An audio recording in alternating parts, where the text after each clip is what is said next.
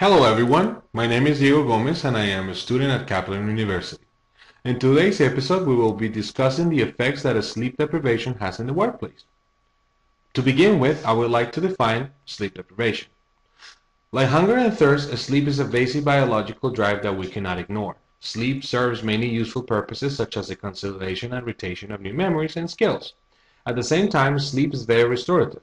For example, after a long day of work, people drag themselves to bed and then 7 or 8 hours later they wake up alert and recharged. Consequently, sleep deprivation interferes with these restorative functions.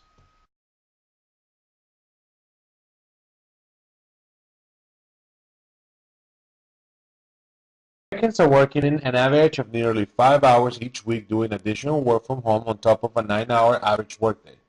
According to a 2008 National Sleeping Foundation poll, almost a third of American employees report that daytime sleepiness interferes with their daily activities at least a few days each month. 13% would nap during work. Those who work long hours report greater impatience, lower productivity, and difficulty concentrating. But why is it dangerous? Sleepiness at work is dangerous because it causes accidents. Sleepiness makes you forgetful, and sleep loss impairs your judgment.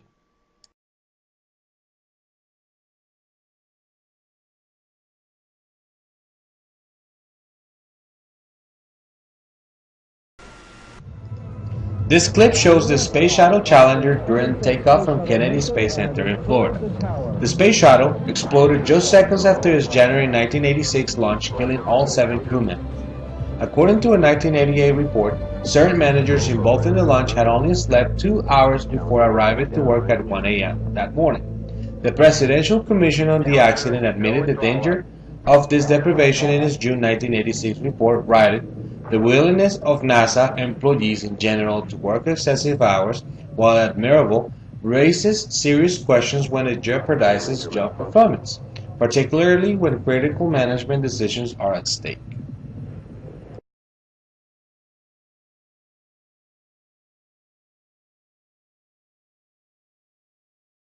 Mourners marched to commemorate one of the history's worst man-made disasters.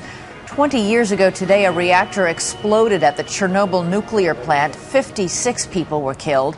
Another 9,300 are expected to die from cancers caused by the huge radiation release. 300,000 people were permanently evacuated from the area. 20 years later, Chernobyl remains a very dangerous place, and yet some people have insisted on returning. ABC's David Wright reports tonight from the Dead Zone. Nikolai Luchinsky's childhood home is now a toxic waste site. Home sweet home. He brought us back to the apartment he left when he was 6 years old.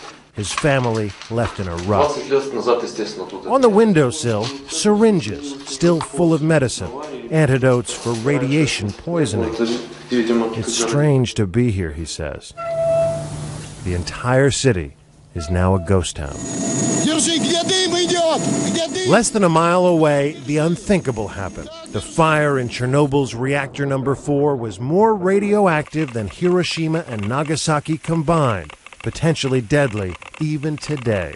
Reactor number 4 is essentially inside a concrete overcoat built immediately after the accident to contain the fallout. But after 20 years, there are cracks and holes, and the whole thing is just about ready to collapse. If I switch on this Geiger counter, the readings are off the charts. The video that we just saw comes from a news report made to commemorate the 20-year anniversary of the Chernobyl disaster. What is not said in this video is that the Chernobyl disaster was also caused by sleep deprivation. Believe it or not, 2 of the most important engineers in the plant had been working 13 hours straight with no sleep, according to a report made by MSN.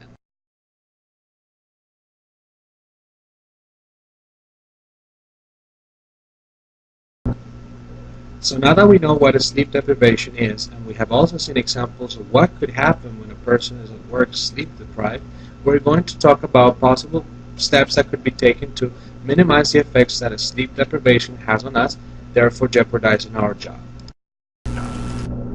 Step number 1.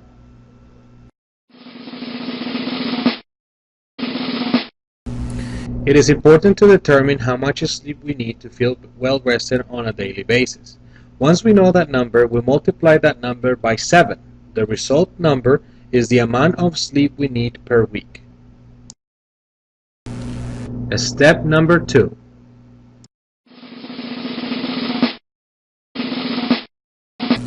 Determine how much sleep you get, adding up the total amount of sleep you get every day, including naps.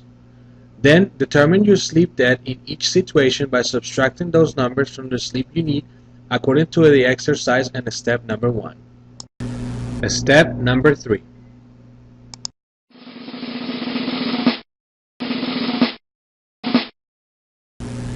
Focus on minimizing your total sleep debt by taking the following actions.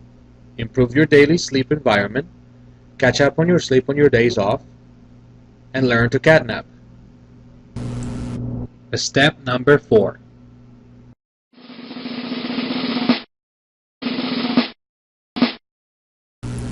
Give yourself a quiet, completely dark, comfortable sleep environment with no distractions. Well, we have reached the end of this program, and remember, the best treatment for sleepiness and fatigue is to sleep better. It is also important to keep in mind that it is our responsibility to protect ourselves and our coworkers from the dangers and consequences of sleep deprivation. Thank you for watching. See you next time.